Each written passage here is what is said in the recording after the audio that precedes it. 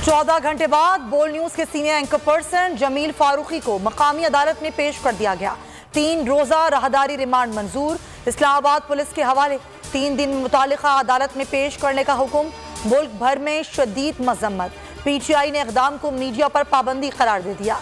सियासी, सहाफती और समाजी तंजीमों की भी मजम्मत। फेडरल यूनियन ऑफ जर्नलिस्ट का कल से एहतजाजी तहरीक शुरू करने का ऐलान।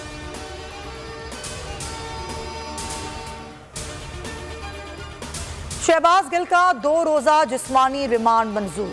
सेशन अदालत ने महफूज फैसला सुना दिया।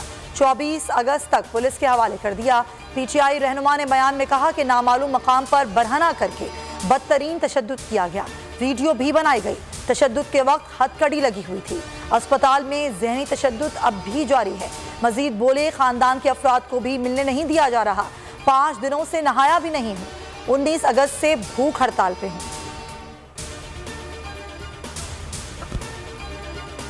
मुल्क में इनकलाब आ रहा है, तारीख में नहीं हुआ। एक कॉल पर लोग निकल आए। इमरान खान का पार्लिमानी पार्टी से खिताब। कहा, किसी जमात को तहरीक इंसाफ जैसी मकबूलियत नहीं मिली। मजीद बोले, शहबाज गिल पर तशद्दुद के खिलाफ कार्रवाई का कहा, उल्टा मुझ पर दहशतगर्दी का पर्चा काट दिया गया। इमरान खान को गिरफ्तार ना किया जाए, इस्लामाबाद हाई कोर्ट का बड़ा हुक्म। 3 रोज की राहदारी जमानत मंजूर। हुक्म में कहा कि इमरान खान बायोमेट्रिक के लिए अदालत आए तो गिरफ्तार ना किया जाए। शाह महमूद कुरैशी कहते हैं कि हुकूमत ने बौखलाहट में मुकदमा बनाया। इमरान खान इंसदाद दहशतगर्दी अदालत में पेश होंगे।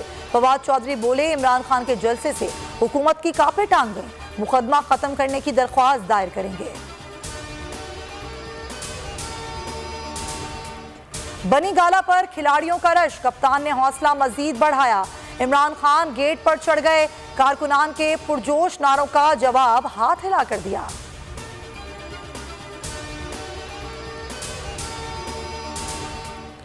ओवर बिलिंग, कराची वाले सड़कों पर आ गए। पापोश और साइट हबीब बैंक चुरंगी के करीब के इलेक्ट्रिक के दफातर पर मुश्तइल शहरियों का एहतजाज।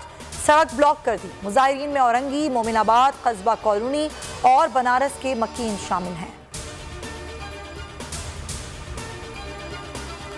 चुनिया में 6ठी क्लास के तालिब इल्म से ज्यादती। 2 मुल्जिमान गिरफ्तार। मुल्जिमान ने वीडियो भी बनाई। बच्चे के मेडिकल सैंपल फॉरेंसिक लैब भिजवा दिए गए।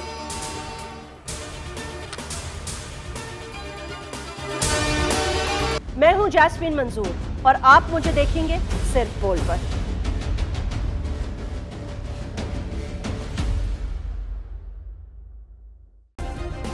सब्सक्राइब करें और बेल दबाएं ताकि कोई खबर रह न जाए।